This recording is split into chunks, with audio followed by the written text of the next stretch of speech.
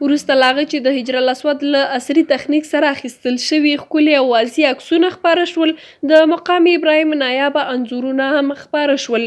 دا انځورونه په مکه مکرمه کې د مسجد الحرام په انګړ کې د عصري عکاسۍ یا کیمرې په مرسته اخیستل شوي دي.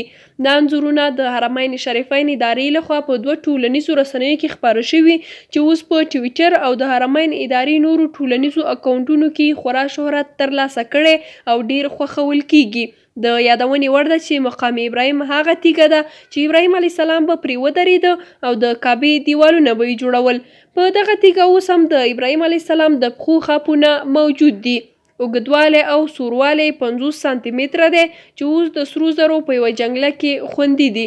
مقام ابراهیم د خانه کعبې نه 14 متره اخوا د مشرق په لور پروت دی.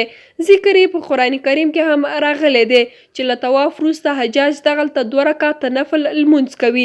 د حرمین شریفین رئیس د مقام ابراهیم د تیږې فضیلت د رسول الله صلی الله علیه وسلم په دې روایت بیان کړ.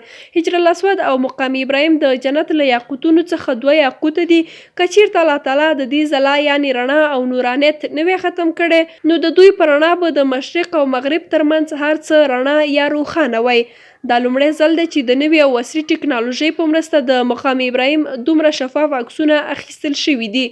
د یادونې وړ ده چې د حرمین شریفین ادارې د حجر الاسود عکسونه هم تر 49,000 میګا فکسل دقت پورې وړاندې کړي چې ډیر خوښ شوي دي.